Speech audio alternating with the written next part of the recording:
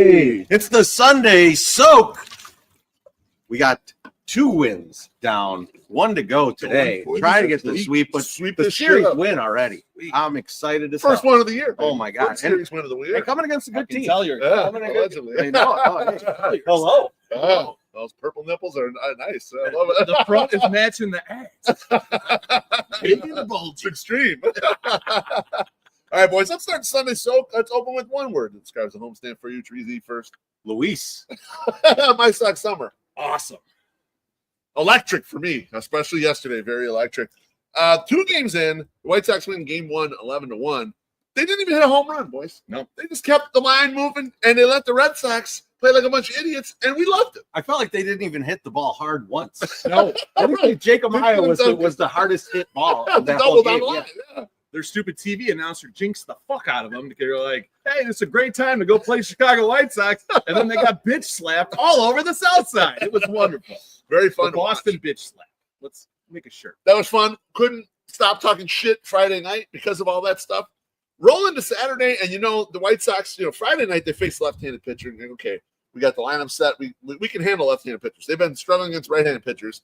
They struggled their asses off again for 6 innings until Luis came back and saved us, Treasy, right? Apo Taco for Luis. Oh my god, I was feeling it. I was feeling it was happening. I was like, oh man, it's time. It's time for Luis to show up again. And the home run was great. The fucking stolen base though. I mean, my god, like that's some ballsy shit. And I'm gonna put that in the good column for Venable. Yeah. Even if he didn't call it, just allowing Luis to do whatever he wants out there. Let him run, baby. I feel like we wouldn't have got that last year. I feel like that was a game we would have lost in extra innings. Yeah. Because that wouldn't have happened. Yeah, Brooks Baldwin with the big knock. As much as I'm not a huge fan of the whole Brooks Baldwin thing, I'm not as big a fan as everyone else. He does certain things that in a spot like that, you feel comfortable with him up at the plate. Yeah. You think he's going to put the bat on the ball, and he's going to make something happen. And so he absolutely did. Rip the ball down the line for a single to drive in the game-winning run. We went berserk in the crowd. I know I did a couple videos, expletives or whatever, but it's an exciting time to be a White Sox, especially because the Red Sox are one of the most annoying fucking fan bases on earth, and they were out there in droves yesterday. The Chicago Red Sox fan. Chicago Red Sox, just like the Chicago Yankees fan is an abomination. So like those, you get a lot of that. You get a lot. I still feel that Sox fans outnumbered Red Sox fans 2-1 yesterday. Oh, easily, maybe more. Because everyone was like, "Oh, this is why they had 31,000 at the game." No, fuck you. That was White Sox fans showing out to get that promotion because it was fucking tits. But they're also going to show out today because it's going to be a great game. Absolutely, nice, beautiful day. Well, it's not as sunny as we were hoping, but it's 60 degrees out here. Why the fuck not? Now, yesterday also restored a tradition that happens on weekends at White Sox games. And now the first weekend's a little cold or whatever. It doesn't happen so much. People coming down to the section. People crowding up the section to get in the class picture. And people come down and take pictures, man. So we got a shout out for somebody? We got a shout out to Trapper. Happy birthday, buddy. You spent your golden birthday hanging. The 3 of us came in, said hi. Your dad made you take a picture. Unfortunately, your dad would not allow us to buy you a beer. But that's what we wanted to get you for your birthday. You're 13 or 12 or 13. It's time to start drinking. Yeah, the 13-year-old birthday's beer. Yeah. When you come back next year for your 14th, we'll get you some vodka. That's a vodka birthday. We ran into one of our former high school teachers before the game. At court. And he's having an old style. And he's like, oh, yeah, I love old style. Having these since junior high. This was the preferred beer in junior high. Absolutely. Things was different back then. A little closer to the 6 than to the 8. Yeah, that was funny. All right. So we got some topics on the board, boys. Treasy, I'll let you pick first, either from the topic section or community notes section. What do you want? So My Sox Summer sent us a DM yesterday? Friday. Yeah. And it was like, I want to put up this poll. And I was like, oh, yes, put up that poll. And the poll is, should Garrett Crochet receive a standing ovation today at the Sox game? He'll be back pitching against the Sox. And I think people were very split on this. Yep. I kind of feel like we might not be, but I'd like to hear. Yeah, I'm absolutely no standing ovation. Garrett Crochet threw 219 total innings, meaning that's a light Mark Burley season of worth of innings that he threw for the White Sox. And although last year he had a great half season, one of the best half seasons of a pitcher in White Sox history, it's not worthy of a standing ovation, man. And we even had goofy animals tweeting at us pictures of, these bums. They wouldn't stand for Jose Abreu or Tim Anderson, but they would stand for Garrett Crochet. I don't like to put labels on people, but that was a little far out there. The guy who won the MVP and was Rookie of the Year for the White Sox. You want to stand for him, but you stand for Garrett Crochet. Timmy had a batting title. Timmy won the batting title. Yeah, and Timmy, the year in the playoffs, he hit like 700. I mean, it's like not like the guys didn't produce. So, bottom line is no. One good year with the White Sox now enough, unless that year led to like a championship or something like that is memorable. This was the worst year ever. Right. In fact, you're part of the culprits of this. As good as you played, Garrett, you're part of that shit. You are one of the guys who had the ship going downhill. So I'm sorry. No standing ovation from the Beef Loaf at all. Not even close. He just hit all the points. I mean, I don't even know what offhand, other than I thought it was weird that, people were like, well, we got a good haul for him. I don't think that like says, hey, we should give this guy a standing ovation. When Chris Sale came back into town, we gave him a standing ovation because what he had done with the White Sox, not the talent that he returned that ended up being Jack Wagons, but that's okay. No big deal. That's beside the point. But they did give a little picture up for him. They said, welcome back, Crochet, and no one standing it up, and I was very happy. So we'll see what happens today. But I'm firmly in the no camp. He does not deserve that, especially after he tried to treat our guy, Chris Getz, like a little bitch. Yeah. Try to go behind his back to get some stuff done. No. See ya. Yeah, I'm all in favor of you getting yours, but then we ain't standing up to right, exactly. How about you, Sharizi? Yeah, I mean, I generally don't want to stand up for anything. So this is really, that's right. This being an additional standing during the game, I'm going to sit my ass down. I'll be fine. That's absolutely right. White Sox summer. Pick a topic or a community note. So first off, a surprising revelation yesterday in the section. I am more Italian than Alexis Lopez. That is just, I believe it. Actually. It's crazy. She's like, you're not even really Italian. And I go, I am actually 50%. And she goes, well, that's more than me. So yes, I am the most Italian person out of the two of us. I guess the next one is, what former member of White Sox Twitter that went to Blue Sky do you miss and their tweets? And it's got to be Jackie Crest. Crest, because Zombie Jack. She was awesome over in there, and I know she pops in every once in a while to make sure that everyone remembers her. Yeah. But I miss her because she was fun. She's lighthearted. She also gets it. And when you lose somebody that actually understands what people are doing, it's a rough road to hoe. Wow. Yeah. All right. Next time I'll have to say that. All that's true. Yeah. So anyway, Zombie Jackie. How about you, Trezo? It's got to be Bennett Carroll. It was always a great Twitter account. Yeah. And like he's one of those guys. He'll mix it up with a lot of people too. Correct, so you got to get some good conversations going. So like I do miss his tweets. It's noticeable that he's gone to me. It is, and he was into the White Sox in a sick fashion like the rest of us are. So that was always good. But also he got the humor part of it. He could have fun with it, and that's. I think we've lost a lot of the humor. Like a lot of the funny people that were part of Sox Twitter have faded away, or they can't laugh anymore. All they can do is cry about the White Sox. So it's like it eroded. And so I hear that one. Those are two great ones for me. Selfishly, someone that I just like to see their thoughts on the team or the way they think about baseball just in general. And so it really helped inform the way I can understand and analyze is Nick Schaefer. It wasn't so much on the funny side, and I know he bickered and didn't get along with a lot of people, including you sometimes. But I really, the way he thought about the game, I really like it.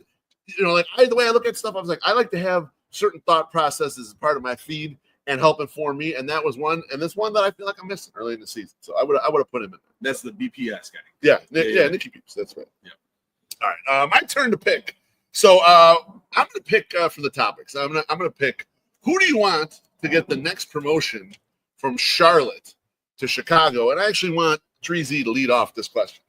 So even though I think that the catchers are playing nicely, and Narvaez has been good the past two games, coming up and surprisingly coming up. Yep. I still want Edgar Carroll to be up here next. I want to see this bat. Okay. Like I want to see it against Major League hitting. Like I'm not going to learn anything about the bat down in Charlotte. Right. It's just a hitter's paradise, except for Colson.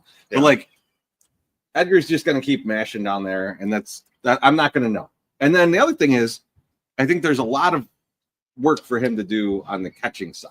Right. But I think that like when you have both McKinven and Drew Butera here, he should be here. This is where he can learn, right? Here.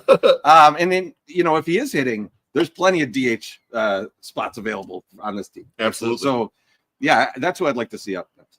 How about you, my sex? So initially, that's the same thing. I was going to say Kyle Teal, but I heard he cooled down a little bit. But also was going to talk some shit on Narvaez. I apologize, sir. I was not familiar with how good you were going to do in these 2 games against a shitty Boston team. But, hey, you did good. You're doing good. So I'm going to go with a guy that I just want people to shut the fuck up about, and that's Tim Elko. I hate fucking Andrew Vaughn out there, and I'm like, listen, okay, Andrew Vaughn's struggling.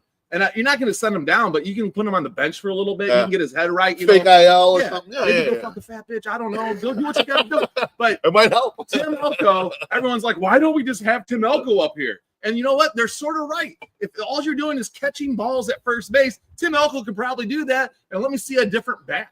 Let me see a different bat in this situation. But also, if he doesn't compute to the major league level, everyone has to shut the fuck up. Why don't we have Tim Elko up? Why isn't Tim Elko here? Blah, blah, blah. So fucking Tim Elko, come on down.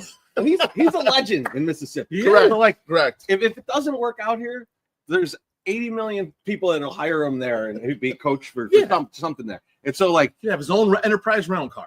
I'm with you. Let's find out. Let's find out what's going on. I like that choice as well because he's the opposite of what the White Sox have. Like Patricia's mentioned Edgar Carroll, and Chris Getz is trying to find all these guys that control a strike zone real well.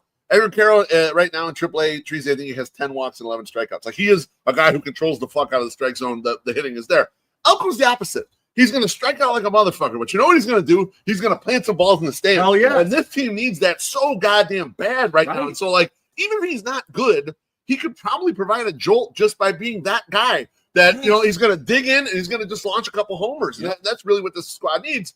And it'll be fun. This is the year to try to have some fun with it. Could he have a 2-month Ponca run? Maybe. And how great would that be? We would love that shit. We thought Tauchman was going to do it, but then he got hurt. Then he got hurt. He's the only guy that fits that demo. We're going to hit balls deep. I'm going to flip this one over because this is not an exciting young guy, a guy that we've been waiting promise for. But I see a path to get rid of Mike Clevenger. So I would bring up Steven Wilson. Steven Wilson right now in AAA Charlotte, 10 strikeouts to 1 walk in relief work. He does have a save down there. I would bring him up, and he's your primary save guy. I would just do that shit kind of right now. I would say, look, this Clevenger thing hasn't worked out. I know the minority owners like him, but those minority owners, they're less of minority owners now because we have the Ishbias here. I'd get the Ishbias behind my back. I'd get the fuck rid of Clevenger, and I'd bring Steven Wilson up, and he would just be my closer. Steven, you're the fucking closer now. The White Sox are going to have to churn this whole thing, particularly the bullpen. And we've seen better bullpen pitching the last few days. The White Sox bullpen was good both nights. Clevenger's not pitching. And yeah, exactly. It hasn't been part of that mix, right? So I would definitely go and get him. The ones you guys are talking about, way more exciting. But for me, functionality-wise, Steven Wilson would be my guy. Oh, that's because you're a boring-ass motherfucker. That is true. All right, Treasy, what are you spinning right now? We were talking about this in the stands the other day. I threw in the Allison Chains Unplugged, and what a great album. I think it could be the best Unplugged album. All of them. The Cantrell guitar work on it is incredible. If you're not familiar with it, check it out. But also to make it. Yep. I think the one thing we forget about with that is it produced maybe the most 90s joke of all time, because this is when Mike Inez is playing bass for them. Yep. And the guys from Metallica were there to see the live recording, and it was like right off of Load, right? And so they came in with the new fresh dudes, like they were short hair. They got the short hair. Yeah. And Mike Inez, you can go back and look at it. His guitar says, "Friends don't let friends get friends haircuts." around the face. And it's like Metallica with short hair and making a Friends joke is peak 90s. It someone looking at that right now would be like, "What the fuck is this supposed to be about?" But that came from that. Yeah, great call on that one. I don't know if I told you guys, I saw a little clip of Seal talking about how he got into 90s alternative and how his favorite band out of the group is Alice in Chains. Really? Because they have Seal. Oh, they have the goofy guy from the Mountain Dew commercial. Yes, correct. Okay. So yeah, that guy. He said because they have a soulfulness to them, which when you think back about it, when you strip away the rock part, they do. The harmonies, all stuff. Exactly. How does that end up in that? But it does. I think that's one thing too.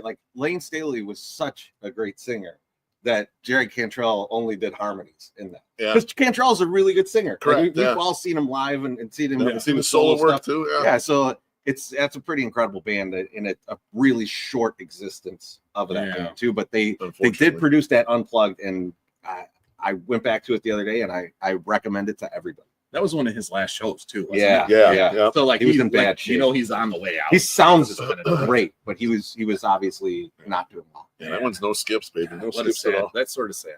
My Sock Summer, got some fresh talent. Sure, I'll bring the mood up. Sometimes instead of going for the new, you got to go back and recognize your roots. And a lot of you guys that are probably watching this right now are like, hey, I've probably never heard of this girl, so it's fresh talent to you. Sarah Stone. Go back to the early Bang Brothers stuff. There's a girl named Sarah Stone. You should look her up. Go to ePorner, Aloha Tube, whatever you like. Type her in. Now, if you like big, did you make it? I missed I it. even looked at the Hook big, me up when you natural, busty women. Sarah Stone. Gosh, she wasn't as popular. She was popular back then, but not like top not popular. She never got to the where she was one of the superstars. She was kind of the next level. Like Yeah. you probably heard of Gianna Michaels, but you probably never heard of Sarah Stone, and they were like hand in hand there. So you should go check her Tit out. and tit, you know. Now she retired and then came back and had like a little brief MILF life too. So if you like a little older big-breasted women that are all natural, check her out in her later careers. But yes, Sarah Stone, give her a Google. Absolutely. My parting thought is a hashtag 108ing parting thought. Sometimes when we get in the rigors of doing all this content or whatever, we lose sight of what the real important part of From the 108 is, and being in section and all that. It's being at the ball games and enjoying running into all of you people and celebrating these wins. And when Luis hits a home run and we're up there mashing hands, or after the game when Treasy and I are trying to cut a video where we're talking shit about the Red Sox, other fans are jumping in the video with us. They're so fucking excited. And so that's what's really so much fun. And the last 2 days, I've just been on a crazy high from all this shit. Awesome. Just being back out there with all of you and enjoying the White Sox wins. That's what it's all about, man. It ain't about clicks. It ain't about podcasts. It's about all of us being together at Sox Park. Fuck yeah. That's it. That's a Sunday soak. We'll see you guys soon. Be at the ballpark. And we love all of you. Bye-bye.